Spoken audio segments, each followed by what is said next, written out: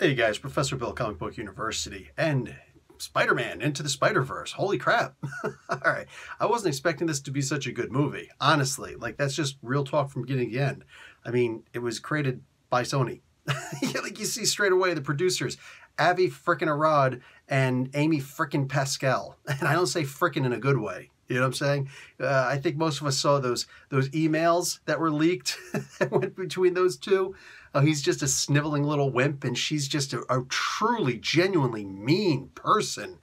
And neither of them really know what the frick they're doing. And it's like, thank God they're just producing, which mostly means staying out of the way.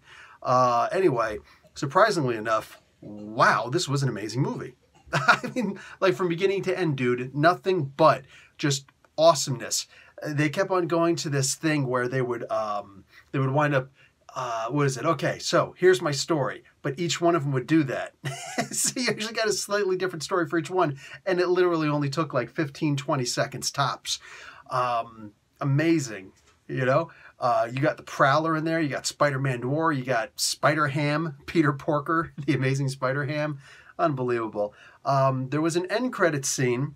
It's not an end credits scene that's saying, okay, we're going to go and do this now. No, there is an end credits scene that does involve the Spider-Man 2099. Yes, because I mean, like, they had Alchemex in it, and the whole time I'm thinking, how dare you? How dare you not have Miguel in here, Miguel O'Hare? How dare you? So he was in it, even if just for a minute, and the end credits scene was really funny. There was a mid-credit, not scene, but like billboard where they have a quote from Stan Lee, and like somebody was clapping. It's like, yeah, cute on you, bud. At the same time, I didn't see it as being something, wow. I literally looked at it as, yes, Stan Lee made that quote, and it was cool. Awesome. It's Sony. They only did it because they want people to, oh, any little thing, any little freaking thing. You know what I'm saying? To make that movie just seem a little bit better, they'll absolutely do it. That's just what kind of people they are. So I don't really care. Again, I've read those emails. Like, not just heard about them, I've read them. What do you call it? Professor Bill, you're so cynical. Yeah, when it comes to Sony, I absolutely am. Any questions? What happened? There was also a Stan Lee cameo in here, and that was cool. It was fairly early. And then, we did have a very different origin for Miles Morales in here. Almost all the guys, they were like the Spider-Man. There was actually two Spider-Men in here, two Peter Parker Spider-Men. And by that, I mean like the same Spider-Man, but one of them was blonde. So I guess it was maybe this guy. Anyway, but regardless, I don't know. It was an interesting scene. It was a very interesting scene where I'm just looking at this like, oh my God, I can't believe they just went there. I'm not going to give you all the spoilers. Like, that's just not going to happen. But I will say that I was really impressed by the way they pulled this off. Ooh, one thing that always makes a really good movie is a killer soundtrack, and this one was just thumping. You had some great songs. There was a mix in here by the Black Sheep. I can't remember what the name of the song is, but it's their extremely famous one. Who's the Black Sheep? What's the Black Sheep? No, who it wasn't when I'm coming so you sleep. That one. And then there was also a little bit of Run DMC, Mary, Mary. And it was like, dude, wow, great blend. Excellent blend. They were kind of as two separate songs, so I guess they decided to blend them in. Okay, it still sounded really good. But they had a couple of really good songs in here, man. So that really kept the soundtrack going. I read Miles Morales Spider-Man issue number 1, which just came out this week by Saladin Ahmed. And I was wondering why the mom was speaking so much Spanish. Like, she actually sounded more, because I don't recall that. Maybe I'm wrong. I could be 100% wrong. But I don't remember her mom acting like that. It's like, oh yeah, she's Latina, but, aside from a couple of words here and there, she didn't really get into it that much. In this issue, oh, boom, she was just a lot. Like, it was really driven home. She's Puerto Rican, and here's all her Spanish that she's coming out, And now I think I understand why they did it, because that's what they did in this movie also. They wanted to really establish dad's black, mom's Puerto Rican. So, yes, and she She literally sounded, you know, like a chica, so to speak. Anybody who has a problem with that word, shut up. It means little girl. So, psst. What do you call it? This was, from like beginning to end, I was smiling. I mean, there were some parts that were a little bit scary. You know, say I brought my 5-year-old, and there was a couple parts, he didn't get like scared like daddy, but yeah, like when the Prowler shows up, it was, wow. I was a little bit like, I can see people being scared. There's one part where you're wondering, who's going to walk into the room? Is it going to be Uncle Aaron, or is it going to be the Prowler? All right, and if you don't know too much about the character, you'll understand when you see that scene. And it was very intense. So interesting. Dude, I was watching the trailers to this and I was simply not excited at all to see this movie. In fact, I was actually kind of, you know, down talking it. Again, full confession here. I am very biased against Sony. I just don't see them doing anything good, you know, in a while. Like Sam Raimi, his first 2 movies were amazing. Even though it wasn't called amazing, it was still amazing. And then Avi Arad just butted his freaking head into part 3. Go and look up all the history of the Spider-Man movies and the problems that Avi Arad has caused on the scene. That makes it so that Amy Pascal at one point is just like, I can't deal with this idiot right now. Somebody get rid of him. Somebody just push him aside someplace. Somebody go and handle him. Wow. Like, you know, so, you know, the whole interjecting Spider-Man in there and the whole disco dancing thing, they actually made fun of this. They actually made fun of that in this movie. That was great. And it was, you know, of course it was tasteful, but it was one of those like hold no, you know, broke no crap.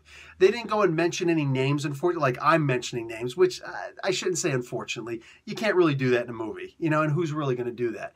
But they did have a couple of parts in here where they did make fun of the silly parts in the other movies. And it was good. It was really good. Those of us in the know were like, oh, wow, okay, so they actually acknowledged that was stupid.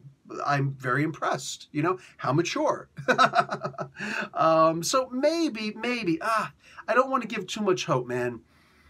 Like, I really just don't want to give too much hope. There might be, I'm almost positive there's going to be a part 2 to this, even though they didn't necessarily set up a part 2, but there could absolutely be a part 2.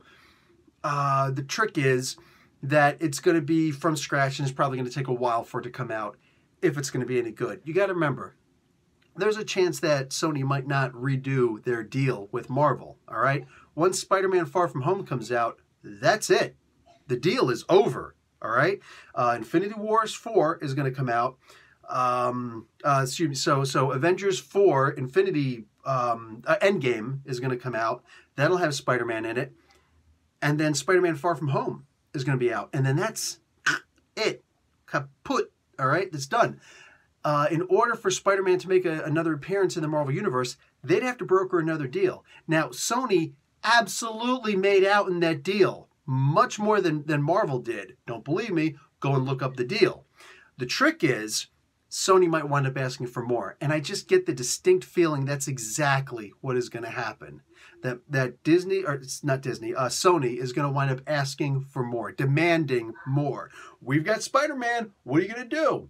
And I'm actually okay with that because I'm expecting that Marvel is going to say no, that Disney is going to say no. Kevin Feige is going to be like, no, I don't agree. We're good without Spider-Man for a good long while. So Sony will continue doing their thing. They might make 1 or 2, you know, pretty good ones, and then they'll just consistently bomb and reboot again and again because that's what they do.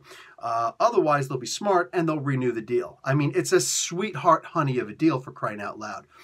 Spider-Man appears in the movies, in your Marvel movies, and we're good.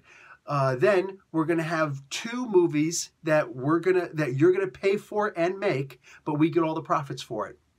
Yes, it sounds really good to me.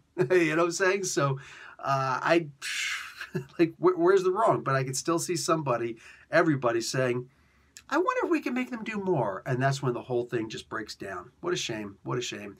Maybe Amy Pascal will throw another sandwich at freaking Kevin Feige. The other half of that sandwich. Anyhow, what do you go? And honestly, anybody who's sitting there saying, Professor Bill, you're too bitter and you're starting to act really immature now. I want you to remember, all of these things factual happened. So who's really immature? All right? I'm simply doing commentary on pure childish behavior over there. Their incompetence, for crying out loud. But as far as this movie is concerned, some way, somehow, it turned out really good. It turned out really good. But it could literally be one of those things where it's like, oh, Andrew Garfield starring in The Amazing Spider-Man, Part 1. Yes, nice. Let's do another one. Let's do Part 2. And I think we all know how Amazing Spider-Man Part 2 turned out. I mean, just, come on now. You know what I'm saying? There's a Spider-Man Part 1 and 2. Yes. Then Part 3 came along. And Topher Grace as Venom. Shoehorned in. Oh, God. Oh, God. Anyhow, so it could go either way. It could go either way. I'm hoping that they are going to do a part 2 to this. Genuinely, I really do. But I hope it takes 5 years for them to do it. Why? Because I want them to get it right. I don't want them to just try and, oh, we got to capitalize off of this because it was great. I really didn't think that the animation was going to work because I saw the first trailer. I think there was a second trailer too. I watched all the trailers that came out, including the Red Band trailers, the international ones. And I just did not like the animation in those.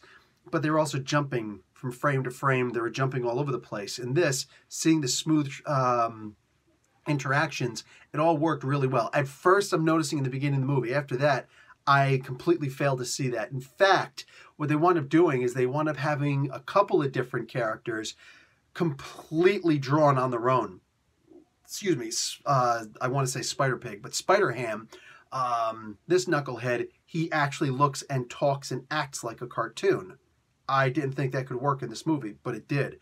Spider-Man Noir was actually drawn very dark, sounds very dark, acts very dark. A little bit of funny in there. I mean, for crying out loud, who did he play? Did he play the Kingpin or did he play Spider-Man Dark? I'm talking about Nicolas Cage.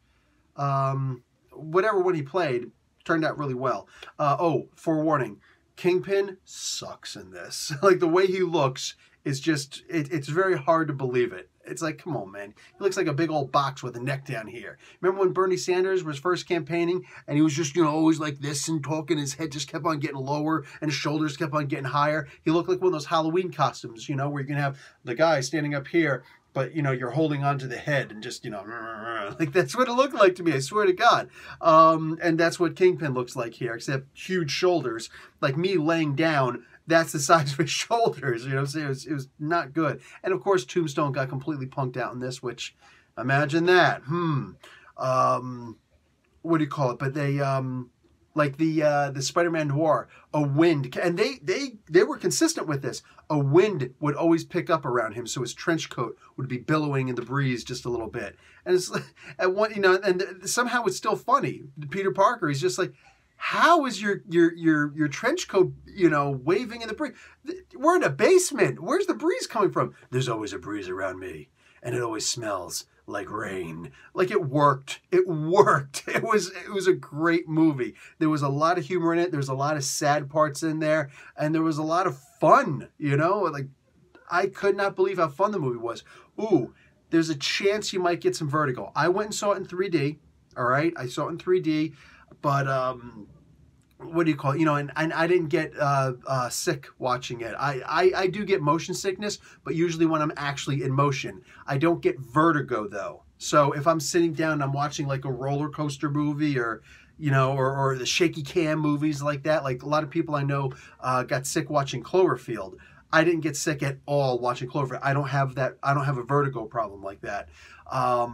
So, motion sickness alone, I didn't get sick watching this movie, any of those movies. I was cool. But I could genuinely see people, flipping out over this one because there's a lot of running along the side of walls, but you're looking at him.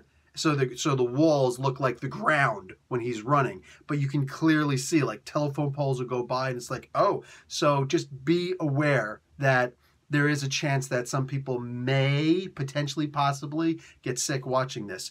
It's really in detail, really in detail. You know what? Amazing Spider-Man Part 1 with Andrew Garfield. There was that scene where it went first person and he just started running through and jumping over things. And some people claimed, oh, I'm going to get, I got sick off of that. This was, in my opinion, this was worse, especially in 3D like it was. I think this was definitely worse, but that's just me. Anyway, and that does happen not all throughout the movie, but at points all throughout the movie. So two very key points specifically when he first gets his powers and then towards the end that happens. I think there may have been a third scene somewhere in between there, but so definitely check out that soundtrack. I kind of wish I would have pulled up my phone. I probably would have gotten in trouble, but pull up my phone and just start taking the soundtrack down, but start having Shazam playing. Either way, this was a really good movie. Now, there were people who are sitting there like, you're not ready. You're not ready for this movie, man. You just, oh my God, it's amazing. I don't think it was that damn good. All right, this didn't blow me away like, oh my God, but I definitely went in with extremely low expectations and yet somehow came out of there like, oh, not too shabby, not too shabby. So yeah, it was definitely fun. I don't think it was like all that in the bag of chips. Oh, really cool spoiler in there. Watch every time that somebody pulls out their phone, see all the people that they mention. You know what I'm saying? Because there's little Easter eggs in that one. Like, B. Bendis, or Brian. Yeah, I think he just said B. Bendis in there. One of the creators of Miles Morales. So interesting. I'm sure he got, a big old cheesy smile on his face when he saw that. I would. I absolutely would. Also, I got tickets for the 20th to see, that's a Thursday, to see Aquaman. So expect to see a, what do you call it? A trailer review, not a trailer review, a movie review on Thursday night. I'm just saying. All right, guys, that's going to be it for me. Professor Bill, Comic Book University. Class dismissed.